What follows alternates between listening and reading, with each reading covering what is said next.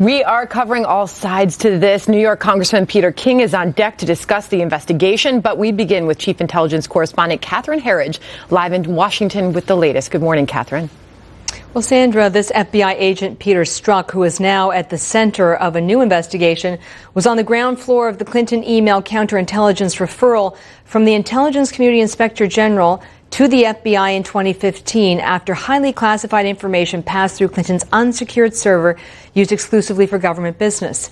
And according to a lengthy New York Times profile on FBI Director James Comey just 2 weeks before he was fired, a profile done with the full cooperation of the FBI media office, this FBI agent Strzok was central to discussions about intent and whether to prosecute Clinton under the gross negligence statute, though intent is not required. He was also a key player in drafting of the July statement by Director Comey that recommended against criminal charges, now referred to as the exoneration statement.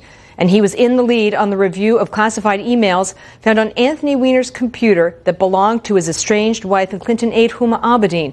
This review reopened and closed the Clinton email case just days before the election. The fired FBI director took issue with the president's statement, saying in a tweet that he wants the American public to know the FBI is honest, strong, and independent. This morning, a senior presidential advisor to Mr. Trump said he is on solid ground. This revelation that a decidedly, definitively anti-Trump FBI investigator was involved in the Hillary Clinton interviews, as the president says, is now starting to make a lot of sense. It's very frustrating to many law-abiding Americans who look up and always see a double standard, always see special exceptions for Hillary Clinton.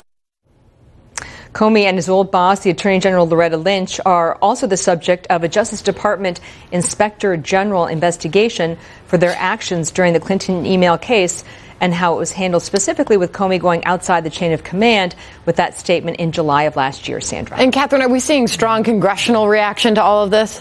Well, in the Sunday talk shows, a senior Republican Senator Lindsey Graham cautioned the president against speaking out too heavily. I would just say this to the president. There's an ongoing criminal investigation. Comey may be part of it. You tweet and comment regarding ongoing criminal investigations at your own peril. I'd be careful if I were you, Mr. President. I'd watch this. And with the big development Friday that former National Security Advisor Mike Flynn has pled guilty to lying to the FBI. That's a violation of 18 U.S.C. 1001 over his conversations with the Russian ambassador, and a plea agreement that stipulates full cooperation in the possible prosecution of other individuals. A senior Senate Democrat is predicting more fallout for the White House, Sandra. Catherine Herridge, thank you. For more on this now, I want to bring in New York